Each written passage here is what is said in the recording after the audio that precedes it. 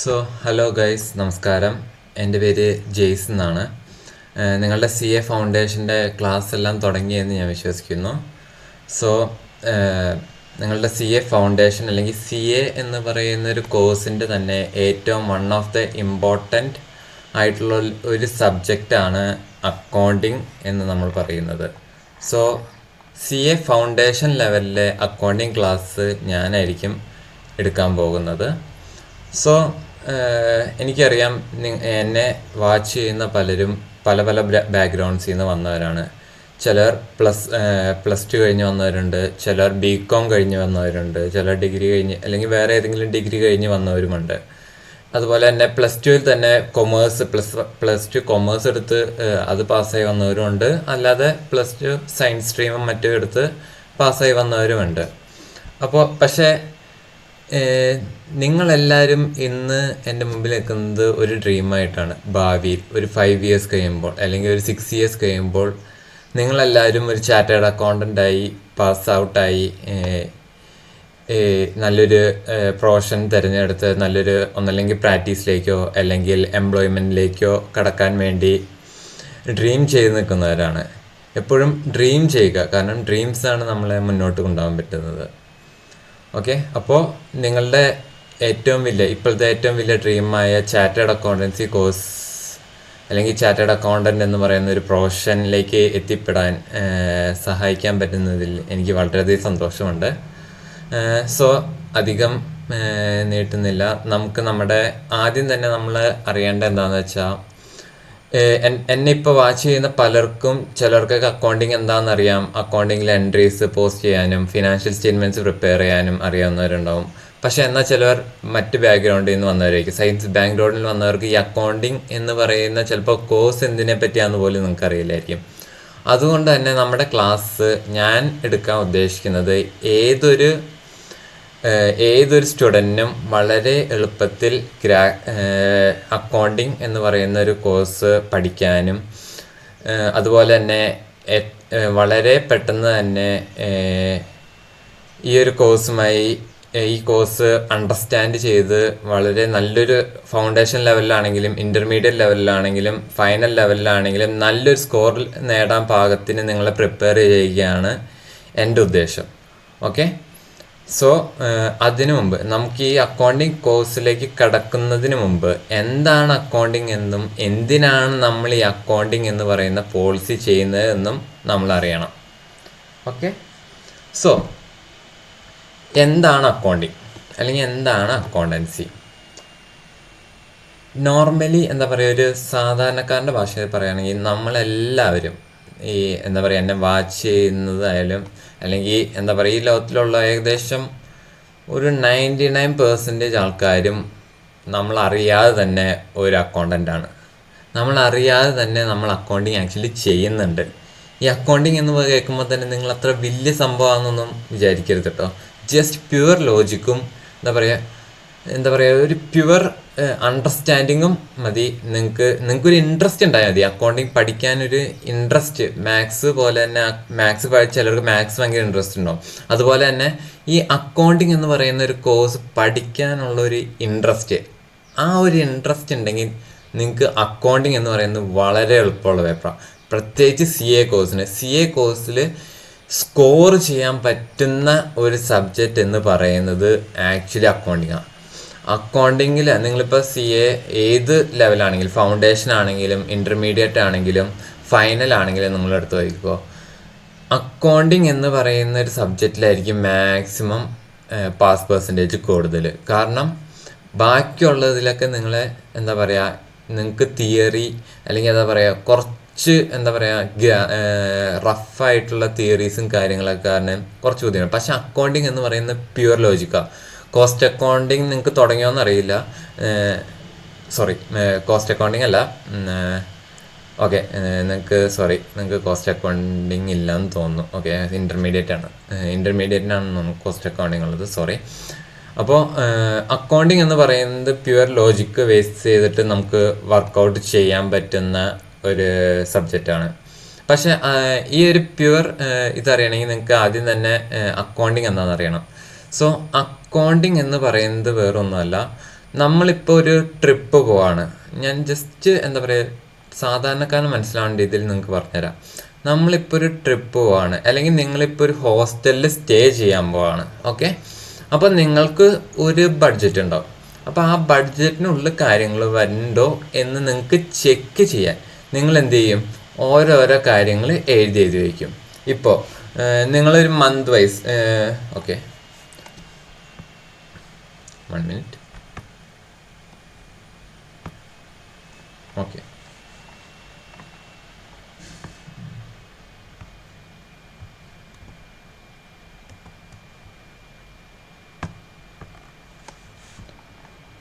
Okay നിങ്ങൾക്ക്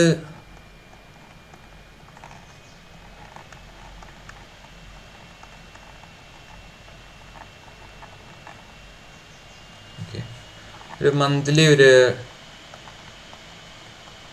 10K, അതായത് 10,000 റുപ്പീസാണ് നിങ്ങളുടെ ബഡ്ജറ്റ്. നിങ്ങൾക്ക് ഹോസ്റ്റലിൽ സ്റ്റേ ചെയ്യാൻ ഒരു മന്ത്ലി ബഡ്ജറ്റ് എന്ന് പറയുന്നത് ഒരു 10,000 ആണ് എന്ന് നിങ്ങൾ വിചാരിക്കുക. Okay, 1 minute. ഓക്കെ, മന്ത്ലി നിങ്ങൾക്ക് ഒരു 10,000 റുപ്പീസ്, 10K എന്ന് ഉദ്ദേശിക്കുന്നത് 10,000 ആണ്. അപ്പോൾ 10,000 റുപ്പീസാണ് നിങ്ങൾക്ക് ബഡ്ജറ്റ് എന്ന് വിചാരിക്കുക. സോ നിങ്ങൾ എന്തൊരു എക്സ്പെൻസ് ഇൻകർ ചെയ്യണതും നിങ്ങൾ റെക്കോർഡ് ചെയ്ത് വയ്ക്കും, ഇല്ലേ? നിങ്ങളൊരു ബുക്കിൽ ചിലപ്പോൾ നിങ്ങളത് റെക്കോർഡ് ചെയ്ത് വയ്ക്കും. കാരണം ഈ 10,000-നുള്ളിൽ നിങ്ങളുടെ എക്സ്പെൻസ് നിങ്ങൾ മീറ്റ് ചെയ്യണം. സോ നിങ്ങൾ പറയുകയാണ് ഇപ്പോൾ സ്റ്റേഷനറി എന്ന് ഉദ്ദേശിക്കുന്നത് നിങ്ങൾക്ക് ആവശ്യമായ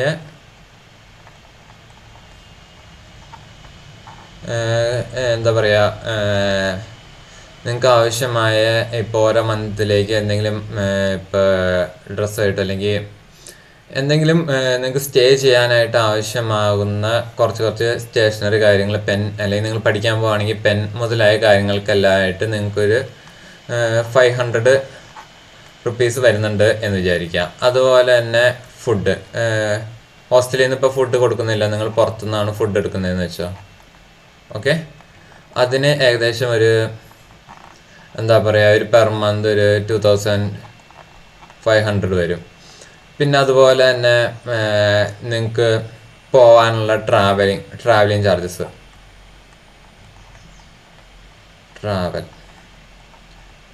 അത് ഏകദേശം ഒരു പെർ മന്ത് ഒരു 1,000 റുപ്പീസ് വരുമെന്ന് വിചാരിക്കുക. പിന്നെ ഫീസ്,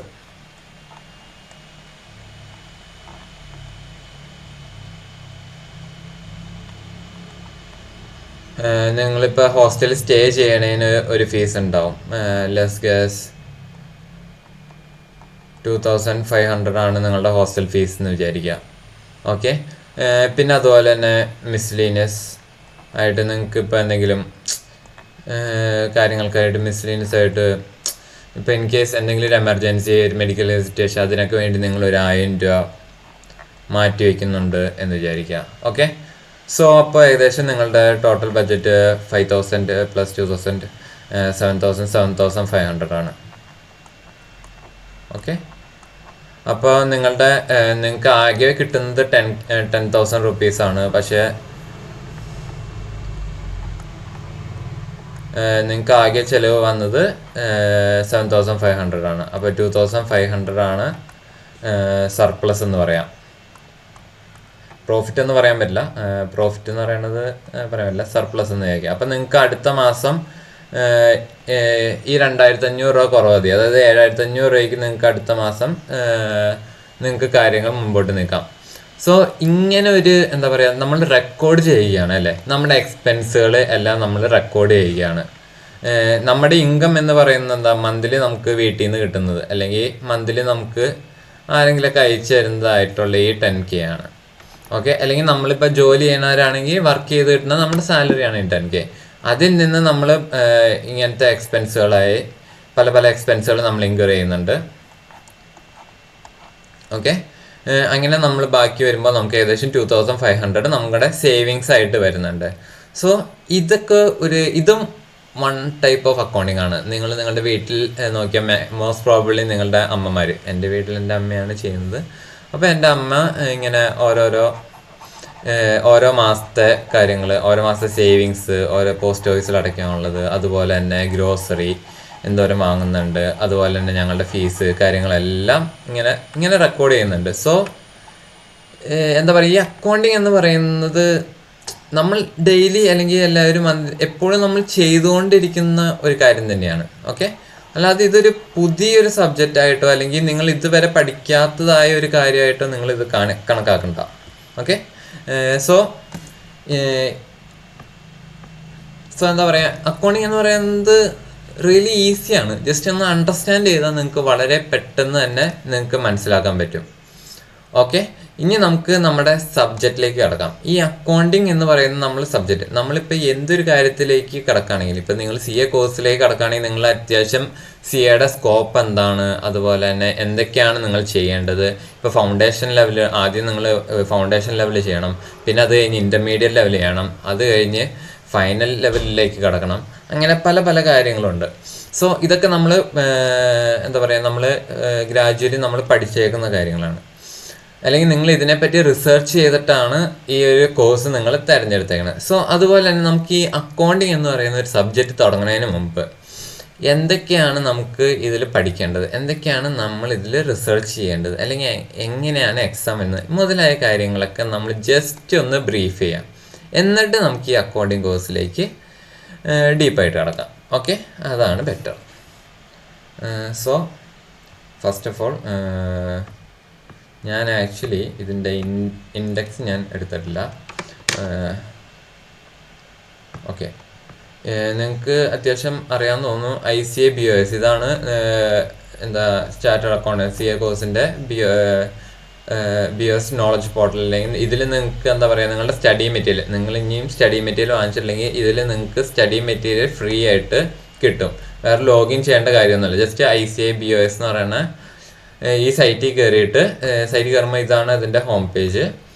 ഇതിൽ ഇവിടെ താഴെ സ്റ്റഡി മെറ്റീരിയൽ ന്യൂ സ്കീം എന്ന് പറഞ്ഞിട്ടുണ്ടാവും, അത് നിങ്ങൾക്ക് എടുക്കാം.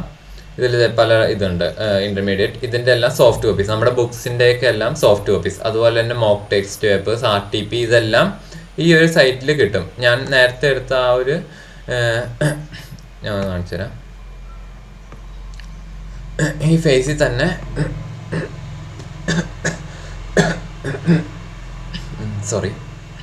ഈ ഒരു ഫേസിൽ തന്നെ നിങ്ങൾക്ക് എല്ലാം കാര്യം, സ്റ്റഡി മെറ്റീരിയൽ ഉണ്ട്, റിവിഷൻ RTPs ഉണ്ട്, പിന്നെ അതുപോലെ സ്റ്റഡി ഗൈഡ് ലൈൻസ്, അതുപോലെ പല പല കാര്യങ്ങളുണ്ട്. ഇതൊക്കെ നിങ്ങളൊന്ന് ജസ്റ്റ് യൂസ്ഫുൾ ആണ്. ഇതൊക്കെ എടുത്താൽ നിങ്ങൾക്ക് ഒരു സോഫ്റ്റ് കോപ്പി ആയിട്ട് ഇത് എടുക്കാം, അല്ലെങ്കിൽ പ്രിൻ്റ് ഔട്ട് വേണമെങ്കിൽ പ്രിൻ്റ് ഔട്ട് ആയിട്ട് എടുക്കാം. സ്റ്റഡി മെറ്റീരിയൽ നിങ്ങൾക്ക് കിട്ടും, അതെനിക്കറിയാം. ബട്ട് ഈ RTP അല്ലെങ്കിൽ MTP മോക്ക് ടെസ്റ്റ് പേപ്പേഴ്സ് ഒക്കെ ഉണ്ട്, മോക്ക് ടെസ്റ്റ് പേപ്പർ സീരീസ്. അപ്പോൾ നിങ്ങൾ അറ്റൻഡ് ചെയ്യാൻ പോകുന്ന ഏത് എക്സാമാണോ അതിന് ഏകദേശം 1 month മുമ്പ് മോക്ക് ടെസ്റ്റ് പേപ്പേഴ്സ് റിലീസാവും. സോ അതൊക്കെ എടുത്ത് പ്രിൻ്റ് ഔട്ട് ചെയ്ത് പഠിക്കുന്നതൊക്കെ വളരെ നല്ലതാണ്. ജസ്റ്റ് ഒരു ഐഡിയ തന്നു എന്ന് മാത്രമേ ഉള്ളൂ. സോ ഇതിൽ സ്റ്റഡി മെറ്റീരിയൽ ഫൗണ്ടേഷനിൽ നിങ്ങൾക്ക് ഇംഗ്ലീഷ് മീഡിയം അല്ലെങ്കിൽ ഹിന്ദി മീഡിയം വേണമെങ്കിൽ അതെടുക്കാം. ഇത് കണ്ടോ, അക്കൗണ്ടിങ് എന്ന് പറയുന്ന ഫസ്റ്റ് പേപ്പർ തന്നെയാണ് അക്കൗണ്ടിങ്. ഇതിൽ 2 മൊഡ്യൂൾസ് ഉണ്ട്. നിങ്ങൾ ബുക്ക് കിട്ടുമ്പോൾ തന്നെ നിങ്ങൾക്ക് അറിയാവുന്ന 2 മൊഡ്യൂൾസ് ഉണ്ട്. സോ ഇതിൽ ഇനീഷ്യൽ പേജസ് ഞാൻ ജസ്റ്റ് ഒന്ന് എടുക്കുകയാണേ. ഓക്കെ, സോ നമുക്കറിയാം അക്കൗണ്ടിങ് എന്ന് പറയുന്നത് 100 മാർക്കിൻ്റെ ക്വസ്റ്റ്യൻ പേപ്പറാണ്. 3 hours ആണ് അതിൻ്റെ എന്താ പറയുക study period, exam period. Exam time 3 hours ആണ്. 3 hoursനുള്ളിൽ 100 marks. ഞാൻ ഒരിക്കലും പറയില്ല നിങ്ങൾ 100 marksന് എഴുതണമെന്ന്, ബട്ട് ബെറ്റർ നിങ്ങൾ 100 marksന് എഴുതുന്നതാണ്. Depends on the study. നിങ്ങൾക്ക് എല്ലാവർക്കും പഠിക്കാനൊരു സ്ട്രാറ്റജി ഉണ്ടാവണം, എക്സാം ഫേസ് ചെയ്യാനും അതുപോലെ തന്നെ ഒരു സ്ട്രാറ്റജി ഉണ്ടാവണം. ചിലർ പറയും 100 marksന് എഴുതും, മാക്സിമം ഞാൻ എഴുതും. അല്ലെങ്കിൽ നിങ്ങൾ കോൺഫിഡൻ്റ് ആണെങ്കിൽ 80 marksന് എഴുതിയാൽ മതി, നിങ്ങൾക്ക് പാസ്സാവാം. അല്ലാതെ നിങ്ങൾക്ക് റാങ്ക് വാങ്ങണം എന്നൊക്കെ ആഗ്രഹമുള്ളവരാണെങ്കിൽ അതനുസരിച്ച് പഠിക്കുക, അതൊന്നും ഞാൻ ഇതിലെടുക്കുന്നില്ല. ബട്ട് മിനിമം നമ്മുടെ റിക്വയർമെൻറ്റ് എന്ന് പറയുന്നത് പാസ്സാണ്. ആ പാസ്സാവാൻ നിങ്ങൾക്ക് ഇതിൽ 50 marks അല്ലെങ്കിൽ 40 marks മതി. ബട്ട് അഗ്രിഗേറ്റ് കിട്ടാൻ അക്കൗണ്ടിങ് എന്ന് പറയുന്ന സബ്ജക്റ്റ് പൊതുവേ എന്താ പറയുക, നമ്മളെല്ലാം അഗ്രിഗേറ്റ് തയ്ക്കാൻ വേണ്ടി നോക്കുന്ന ഒരു സബ്ജക്റ്റാണ്. കാരണം സ്കോറിങ് വളരെ കൂടുതലായിട്ടുണ്ട്. സോ എൻ്റെ ഞാൻ പേഴ്സണലി പറയുകയാണെങ്കിൽ ഞാനാണിപ്പോൾ ഒരു എക്സാം എഴുതണമെങ്കിൽ ഇതിന് ഞാൻ കൊടുക്കുന്ന മാർക്ക് എന്ന് പറയുന്നത് ഏകദേശം 100ൽ 60 mark അച്ചീവ് ചെയ്യാനാണ് ഞാൻ നോക്കുള്ളൂ. കാരണം ലോ പൊതുവെ എനിക്ക് പാടുള്ളൊരു സബ്ജക്റ്റാണ്. അതിന് ഞാൻ പാസ് മാർക്കേ ഞാൻ എക്സ്പെക്ട് ചെയ്യുന്നുള്ളൂ. സോ അതനുസരിച്ചായിരിക്കും എൻ്റെ സ്റ്റഡി പ്ലാനും ഞാൻ എക്സാമിനെ അപ്രോച്ച് ചെയ്യാനുള്ള പ്ലാനും. സോ ഈ 100 മാർക്സിൽ നിങ്ങൾക്ക് എത്ര സ്കോർ ചെയ്യണമെന്നും പാസ്സാവാൻ നിങ്ങൾക്ക് എത്ര സ്കോർ ചെയ്യണമെന്ന് നിങ്ങൾ ആദ്യം ഒരു എയിം വയ്ക്കുക. അതനുസരിച്ച് നിങ്ങൾ പ്രിപ്പയർ ചെയ്ത് തുടങ്ങാം. ഓക്കെ, അത് ഫസ്റ്റ് കാര്യം. ഇനി നമുക്ക് പഠിക്കാനുള്ള ചാപ്റ്റേഴ്സ് ഏകദേശം 11 ചാപ്റ്റേഴ്സാണ് അക്കൗണ്ടിങ് എന്ന് പറയുന്ന ഈ സബ്ജക്റ്റിൽ നമുക്ക് പഠിക്കാനുള്ളത്. ഓക്കെ, ഇതിൽ ആദ്യത്തെ ചാപ്റ്റർ എന്ന് പറയുന്നത് തിയറിറ്റിക്കൽ ഫ്രെയിം വർക്കാണ്. അതായത് അക്കൗണ്ടിങ്ങിനെ പറ്റി ബേസ് ആയിട്ടുള്ള കാര്യങ്ങൾ, അതായത് തിയറിയാണ്, പക്ക തിയറി പാർട്ടാണ്. അപ്പോൾ നിങ്ങൾ വിചാരിക്കും അക്കൗണ്ടിങ് ഒരു പ്രോബ്ലം പേപ്പറല്ലേ, അപ്പോൾ നിങ്ങൾ തിയറി പഠിച്ചില്ലെങ്കിലും നിങ്ങൾക്ക് പ്രോബ്ലം ഭയങ്കര എളുപ്പമാണ്, അപ്പോൾ പ്രോബ്ലം വെച്ചിട്ട് നിങ്ങൾക്ക് പാസ്സാവാം എന്ന് വിചാരിക്കും. ബട്ട് തിയറിയും ഒരു ഇമ്പോർട്ടൻ്റ് ആയിട്ടുള്ളൊരു ഘടകം തന്നെയാണ്. നിങ്ങളിപ്പോൾ ഒരു നിങ്ങൾ ആ സൈറ്റിൽ പാസ്റ്റ് ഇയേഴ്സ് ക്വസ്റ്റ്യൻ പേപ്പേഴ്സൊക്കെ ഡൗൺലോഡ് ചെയ്യാനായിട്ട് അതെടുത്ത് നോക്കിയാൽ തന്നെ നിങ്ങൾക്ക് മനസ്സിലാവും ഏകദേശം 15 to 20 മാർക്സ്, ഈ 100ൽ 15 to 20 മാർക്സ് വരുന്നത് തിയറി പാർട്ടിൽ നിന്ന് തന്നെയാണ്. അതായത് ഫസ്റ്റ് മോസ്റ്റ് പ്രോബബ്ലി ഏകദേശം 90% ഷുവറാണ് ഫസ്റ്റ് ക്വസ്റ്റ്യൻ ഒരു കമ്പൽസറി ക്വസ്റ്റ്യൻ ഉണ്ട്, അത് നിങ്ങൾക്ക് സ്കിപ്പ് ചെയ്യാൻ പറ്റില്ല ടോട്ടലി. ഇപ്പോൾ ഫോർ എക്സാമ്പിൾ ഓക്കെ, നിങ്ങളുടെ ഈ പേപ്പറിൽ ഏകദേശം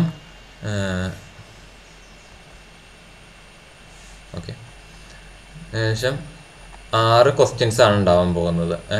ഒരു എക്സാം പേപ്പറിൽ 6 ക്വസ്റ്റ്യൻസ് ആണ് ഉണ്ടാവാൻ പോകുന്നത്.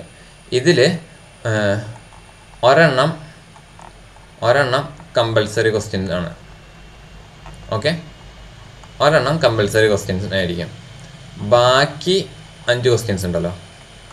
ഓക്കെ, ബാക്കി 5 ക്വസ്റ്റ്യൻസിൽ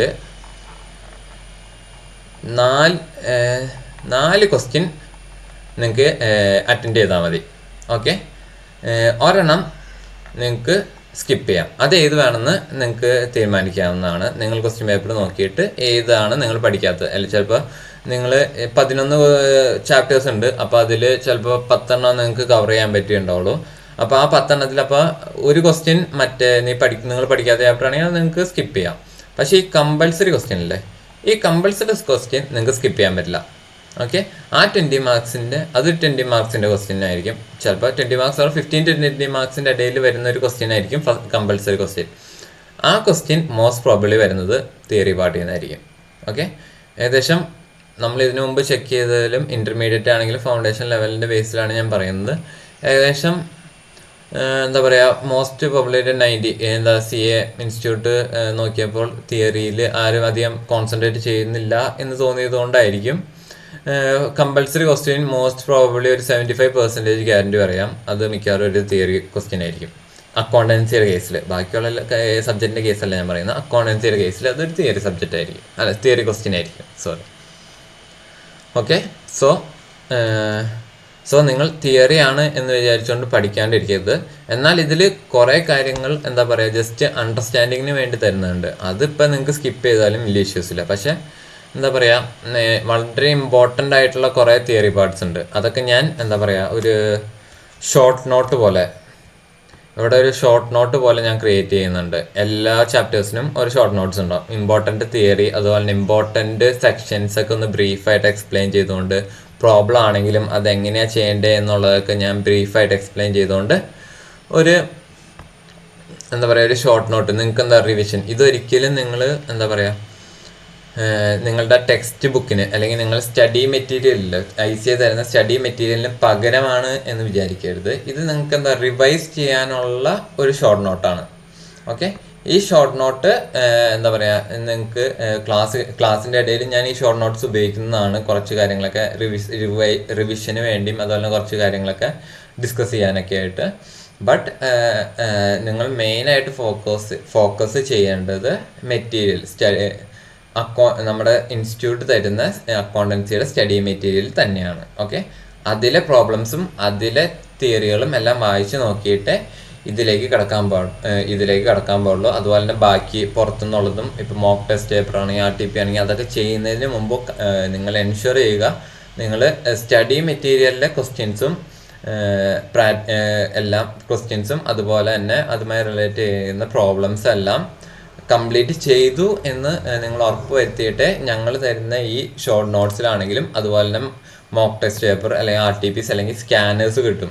ഈ പാസ്റ്റ് 10 ഇയേഴ്സിലൊക്കെ സ്കാനേഴ്സ് മാർക്കറ്റിൽ അവൈലബിൾ ആണ്. അതുപോലെ തന്നെ പല പല ഓതേഴ്സിൻ്റെ നല്ല നല്ല ബുക്സും ഫൗണ്ടേഷൻ ലെവലിൽ അത്ര ഇതാണെന്ന് ഞാൻ പറയുന്നില്ല. ബട്ട് ഇൻ്റർമീഡിയറ്റ് അല്ലെങ്കിൽ ഫൈനൽ ലെവലിലേക്ക് കടക്കുമ്പോൾ ഓഫ് കോഴ്സ് നിങ്ങൾ പുറത്തുനിന്നുള്ള ഫാക്കൽറ്റീസിൻ്റെ ബുക്സ് റെഫർ ചെയ്യേണ്ടി വരും. ബട്ട് എപ്പോഴും ഏതൊരു ലെവലിലാണ് ഫൗണ്ടേഷൻ, ഇൻ്റർമീഡിയറ്റ് ഓർ അക്കൗണ്ടിങ് ഏത് ലെവലിലാണെങ്കിലും നിങ്ങൾ ഒരു കാര്യം ഓർപ്പിക്കുക, ഇൻസ്റ്റിറ്റ്യൂട്ട് തരുന്ന സ്റ്റഡി മെറ്റീരിയൽ കഴിഞ്ഞിട്ടേ ബാക്കി പുറത്തുനിന്നുള്ള ഓതേഴ്സിൻ്റെ സ്റ്റഡി മെറ്റീരിയൽ യൂസ് ചെയ്യാൻ പാടുള്ളൂ. ഓക്കെ, ഫ്രം എക്സ്പീരിയൻസ് ഞാൻ പറയുകയാണ്.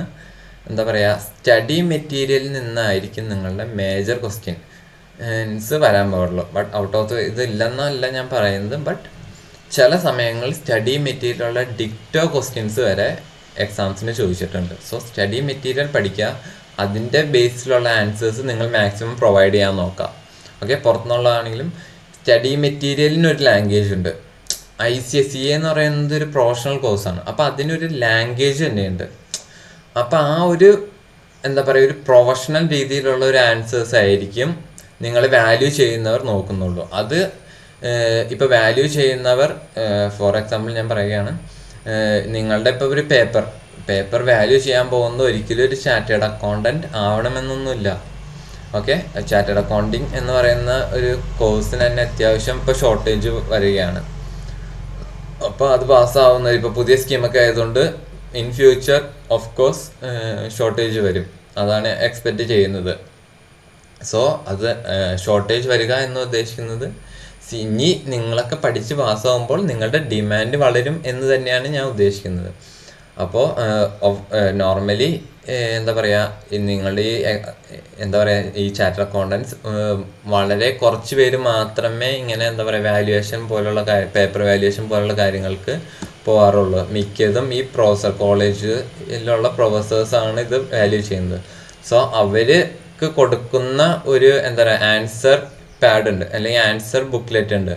അപ്പോൾ അതിലെ ആൻസറായിട്ട് ഏകദേശം ഓൾമോസ്റ്റ് മാച്ചിങ് ആകുന്ന ടൈപ്പിലുള്ള ആൻസേഴ്സിനെ അവർ മാർക്ക് ഇട്ട് തരുള്ളൂ. അതെപ്പോഴും ഇൻസ്റ്റിറ്റ്യൂട്ട് ഇടുന്നത് ബുക്സ് വെച്ചിട്ട് നമ്മുടെ ഇൻസ്റ്റിറ്റ്യൂട്ടിൻ്റെ മെറ്റീരിയൽ വെച്ചിട്ടായിരിക്കും ആ ആൻസർ കീസ് എല്ലാം പ്രൊവൈഡ് ചെയ്യുന്നത്. സോ അതുകൊണ്ട് തന്നെയാണ് ഞാൻ പിന്നെയും റിപ്പീറ്റഡ്ലി പറയുന്നത്, എപ്പോഴും നിങ്ങൾ ഫസ്റ്റ് പ്രയോറിറ്റി കൊടുക്കേണ്ടത് ICAയുടെ സ്റ്റഡി മെറ്റീരിയലാണ്. അത് കഴിഞ്ഞിട്ട് നിങ്ങൾ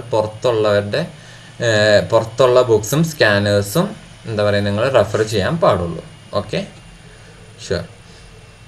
സോ നമുക്ക് പഠിക്കാനുള്ളത് ആദ്യം ഒരു തിയറിറ്റിക്കൽ ഫ്രെയിംവർക്ക്. ഞാൻ പറഞ്ഞ പോലെ തിയറിയാണ്, പക്ക തിയറി ആയിട്ടുള്ള ചാപ്റ്റേഴ്സാണ് ഇതെല്ലാം. അക്കൗണ്ടിങ് പോളിസീസ് അതൊക്കെ എന്താ പറയുക, അക്കൗണ്ടിങ് ചെയ്യുന്നതിന് കുറേ WDV അങ്ങനത്തെ പല WDV മെത്തേഡ്, FIFO മെത്തേഡ് അങ്ങനത്തെ കുറേ പോളിസീസൊക്കെയാണ്.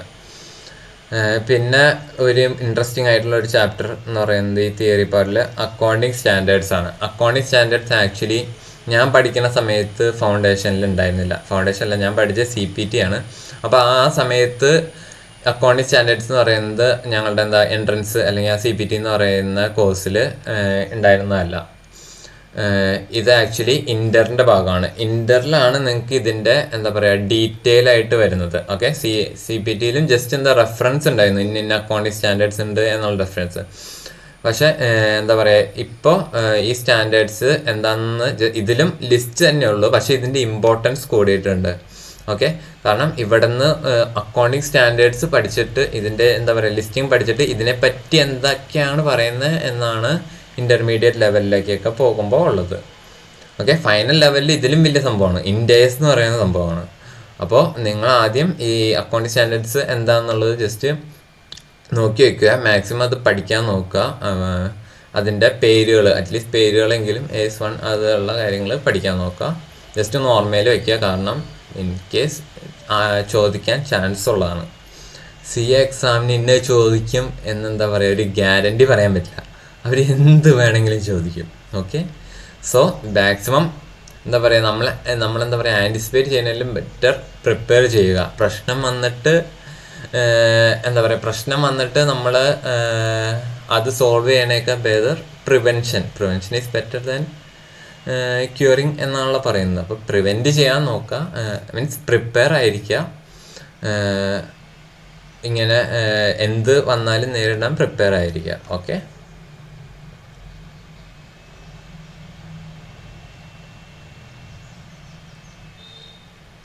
പിന്നെ അടുത്ത ചാപ്റ്റർ ആയിട്ട് വരുന്നത് അക്കൗണ്ടിങ് പ്രോസസ്സാണ്. ഇത് വേറെ ഒന്നുമല്ല, നമ്മൾ ഡബിൾ എൻട്രി സിസ്റ്റം, ഇപ്പോൾ +1 +2 ഒക്കെ പഠിച്ചവർക്ക് അറിയാം. ജേണൽ എൻട്രി, അതുപോലെ തന്നെ അതുപോലെ തന്നെ ലെഡ്ജേഴ്സ്, പിന്നെ അതുപോലെ തന്നെ ട്രയൽ ബാലൻസ് എങ്ങനെ പ്രിപ്പയർ ചെയ്യുന്നത്, പിന്നെ അതുപോലെ തന്നെ കുറച്ച് സബ്സിഡറി ബുക്സ് ഉണ്ട്, അതൊക്കെ എങ്ങനെ പ്രിപ്പയർ ചെയ്യുന്നതിനാണ് പറയുന്നത്. ഇത് നിങ്ങളിപ്പോൾ ഒരു കൊമേഴ്സ് ബാക്ക്ഗ്രൗണ്ടിൽ അല്ലാത്തവരാണെങ്കിൽ പേടിക്കൊന്നും വേണ്ട. ഇത് ജസ്റ്റ് ഒരു എന്താ പറയുക, ഒരു ടച്ചപ്പാണ്. എന്തൊക്കെയുണ്ടെന്നുള്ള ജസ്റ്റ് ഒരു ഇൻട്രൊഡക്ഷൻ മാത്രമാണ്.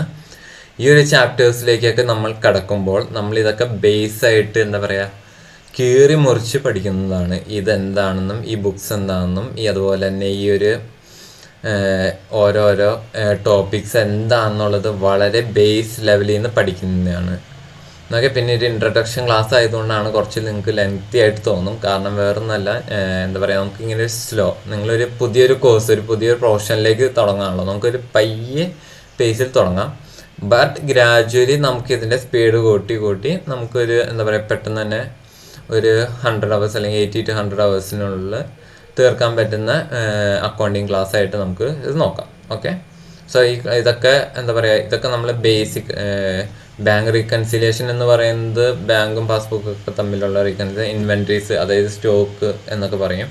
പിന്നെ പറയാനുള്ളത് നമുക്ക് ഡിപ്രിസിയേഷൻ, പ്ലാന്റ് ആൻഡ് മെഷീനറി. ഇപ്പോൾ ഒരു കമ്പനിയുടെ ഒരു അസറ്റിന് വരുന്ന എങ്ങനെയാണ് ഡിപ്രിസിയേഷൻ കാൽക്കുലേറ്റ് ചെയ്യേണ്ടത്.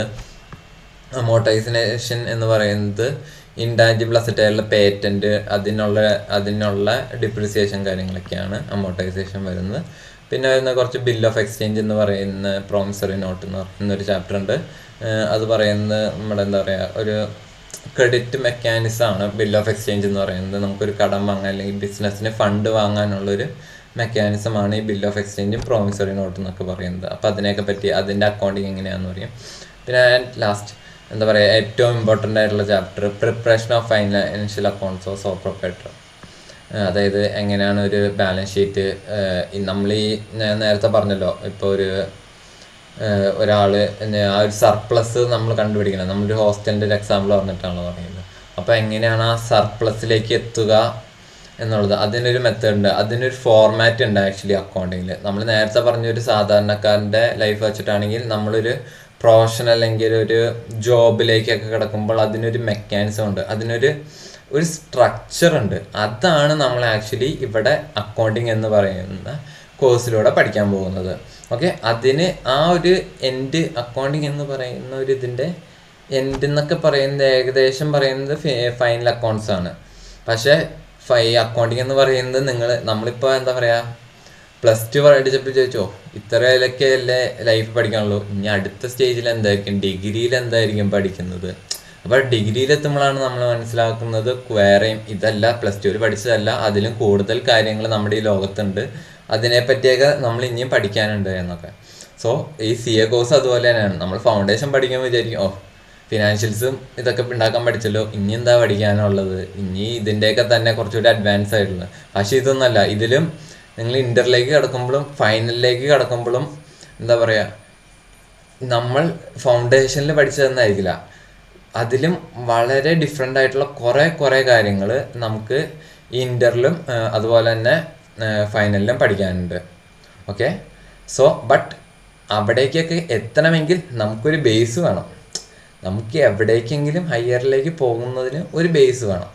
അപ്പോൾ CA എന്ന് പറയുന്ന ഒരു കോഴ്സ് നിങ്ങളൊരു പാഷനോടുകൂടിയാണ് നിങ്ങൾ എടുത്തിരിക്കുന്നതെങ്കിൽ അതിന് നിങ്ങൾക്കൊരു ഫൗണ്ടേഷൻ, ആ ഒരു ഫൗണ്ടേഷനാണ് ഈ ഒരു CA ഫൗണ്ടേഷൻ എന്ന് പറയുന്ന ഒരു കോഴ്സ്. നിങ്ങൾക്ക് എവിടേക്കെങ്കിലും നിങ്ങളൊരു ഹൈ ജമ്പ് ചാടാണെങ്കിലും ആ ചാടണമെങ്കിൽ നിങ്ങൾക്കൊരു സ്ട്രോങ് ആയിട്ടുള്ളൊരു ഗ്രൗണ്ട് വേണ്ടേ.